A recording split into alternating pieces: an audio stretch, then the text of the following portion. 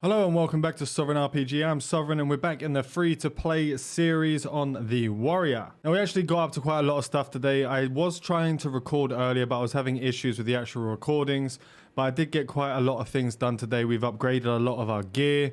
We managed to get one of the drains, which was incredibly lucky considering I didn't have to spend that much to get them. Although the gloves did cost me a pretty penny off of the exchange house on the marketplace. Now today we're going to be going over a few things that we need to actually hold back item-wise for doing our quests. Items that we're going to be required for our crafting later on, but it's going to be much later on. After seeing what you actually need to have to make the tier 4 stuff, is going to be absolutely insane to try and get that, but we're gonna try and get there. We're gonna try and get there on this free-to-play account. We're gonna get to max level. We're gonna try and get as much of the tier 4 gear as possible whilst playing completely free-to-play and see how long that takes us. This series could go on for bloody ever. Who knows? Now, as always, if I did miss something out and there is an easier way for me to do something that I'm figuring out as we're going along on the free-to-play series, help the guys out that are watching the video and let us know down in the comments. It would be much appreciated. Right, so let's start off with the actual gear upgrades we have got so far. Now, I went onto the auction house and I found this Shadow Knight's two-handed blunt weapon. This cost me about 400,000 gold, and we started off with quite a significant amount whilst actually the starter account mails that you get at the beginning. And we also got quite a lot from doing the trophies. I mean, 400 to 500k gold at a time, especially if you leave it on overnight, killing the same mobs over and over again, that gold really steps up. Now, the reason why I went with the two-handed blunt is because it has a chance to stun, even though it's a 2% chance, it does happen. But the main reason I got this was for the smashing. Now, the damage is the same on both the axe and the swords, as far as I can tell with the physical attack. The attack speed is a little bit slower on the hammer compared to that of the sword, but I didn't see that being too much of an issue. It came with a 22% critical damage and a poison attack plus 25, which we're going to be changing out eventually. Once we start rolling in with the lunariums, we actually have got quite a few. We require some orange ones, which is becoming quite difficult to get, especially at this lower level. We did manage to get to level 67. This is day 3 of the free-to-play warrior account. So we're progressing okay. It could be a bit quicker. We still need to get the HP drain earrings, but that's going to cost us 3 to 4 million. And we have to be super lucky because everyone's fighting over those earrings when they actually do end up on the auction house. So anyway, we got all of this stuff from some of the boxes. We did a couple of raids. We did some dungeons. And we got the Trotchit's plated armor, which is just standard blue stuff, comes out of a tier 3 box. We got a few silver chests we open up, which gave us a few actual item crates. So rank 3 rare loot boxes came out of some of the silver chests, which are quite nice. We did buy the Baldur's plated gloves. Now, these are one of the only sets of like sort of affordable, I say affordable, it's like 3 million gold, hand pieces that are only able to actually do the MP drain. Now, I do have an actual link that I'll put in description. I'll put it in the top comment. It gives you an entire list. It's made by Soretti. I hope I'm pronouncing the name correctly. And it's a complete data dump of all of the stats that are options that are available for you to actually change your gear. Make sure to check that out. Give Soretti some love on the actual Discord. It really helped me out at a time when I was trying to figure out what I was going to be buying because we don't have that much money. There's a lot of stuff we need to work on. So it saved us a lot of time in being able to find out what we can use to get the MP drain and the HP drain off of certain types of items. Now, we got super lucky with this when we were modifying. We went into the modify tab and we went to the options and we did the option transmutation. These are 50k a go, especially on the legendary gloves.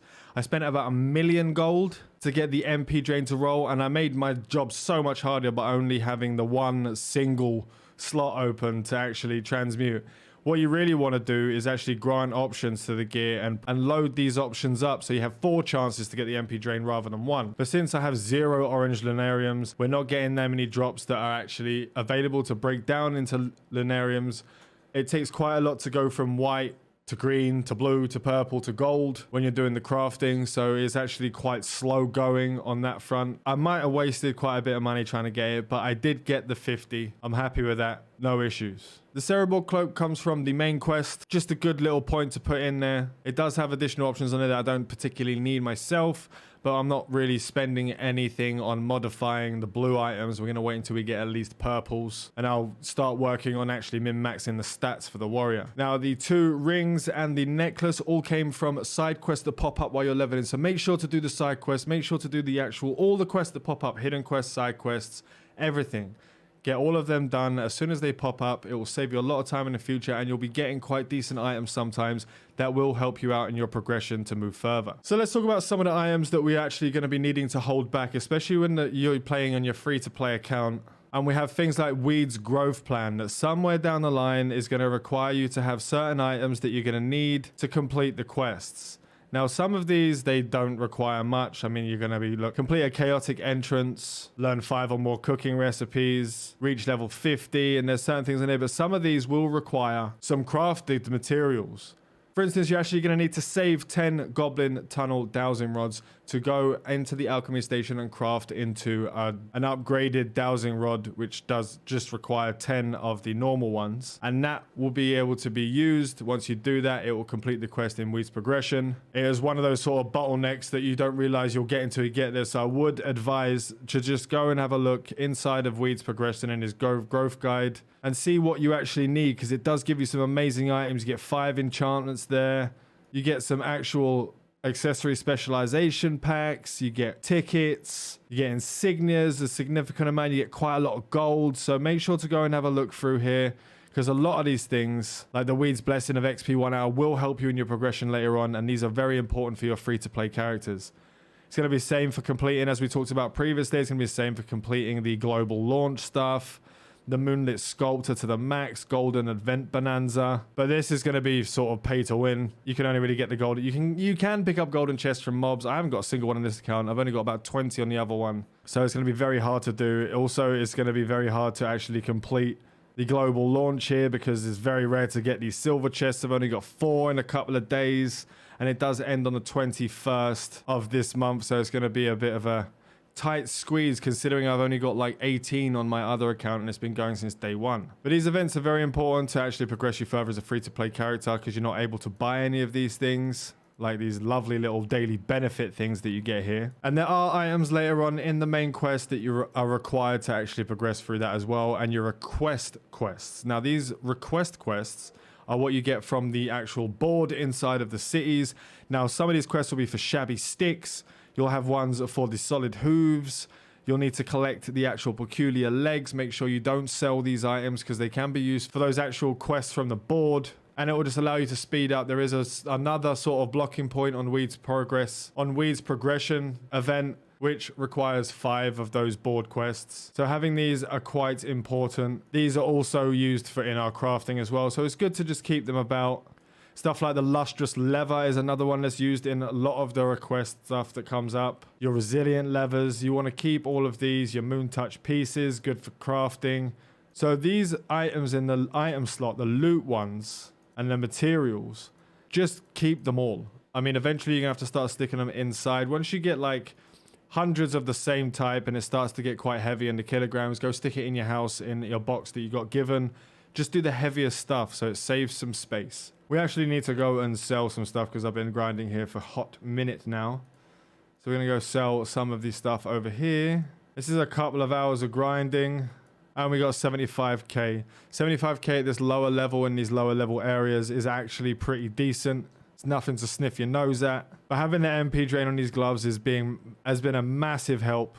Especially when it comes to the grinding, because you are a heavy hitter. You do have a lot of stuns that you use in a row. So you can actually not worry about the HP drain as much as other characters, because you just stun. I mean, I've had the same amount of potions the entire time. It's been quite nice. We actually got some Cereborg earrings here to fill that last slot. And we got that from the next and last side quest for that one to fill in our actual slots. A little bit more defense there will help us out in the long run. And we actually hit 78 while I was in there talking incessantly. And we're still going all into strength. There's still a daily task we need to do, and we need to actually specialize at 20 items. So we need another 20 in there. We got to make sure we do this. Sometimes I do forget. So we're going to go into auto. It's not letting me auto. So we go into auto select all those greens, and just bang. There we go. And actually help with a season event as well by actually specializing 100 times. We finished that one. We got a 20 accessory enchant scrolls, which will be saving for the purple rings that we do get, because that does give you extra damage for both attack and magic, physical attack and magic. So we're going to be saving all of those so we can upgrade those as much as possible later on. And we finished the daily quest for today. We get those rewards out there. We still need to get some stuff for the login 5 times. We need the fuse option stones. which we have been saving up quite a few of them. We get a lot from breaking those down, dismantling them. We need to do some more raids, and we need to fish 50 times for the next week's one. We need to gather 30 times and participate in Chaotic Entrance 5. We haven't done any dungeons yet, but I will be doing those very soon. But that was just a quick update on our free-to-play run-through. I hope you find the information about the items that you need to be saving, the loot items for like progressing your quests, progressing the events, and actually helping out with the crafting. That will help out a lot later on when you actually get to the crafting itself. Remember to look at Soretti's data dump that I will be putting in the description and in the top comment, so you can find out if any items that you have do have the MP drain, if it's worth actually upgrading those, or instead of having to actually manually go through every option in the game. It can be a bit of a nightmare. Just Control F on that web page, type in whatever item you want to type in there. You can just type in MP drain and go through every item in the game that has MP drain. It's fan-bloody-tastic. Anyway, that's all we have for today. Tomorrow I'm going to be looking to go into dungeons quite deeply, see if we can get some more upgraded equipment in there, and hopefully able to unlock and start farming some of the gear for the main quest later that we need to unlock. I want to thank you all for watching, fly safe, and avoid local chat scams. I want to say a huge thank you to all my patrons. Without you guys, I wouldn't be able to continue doing what I'm doing. If you'd like to find out how to become a patron and how to get early access to my content, please look down in the description. Fly safe and avoid local chat scams.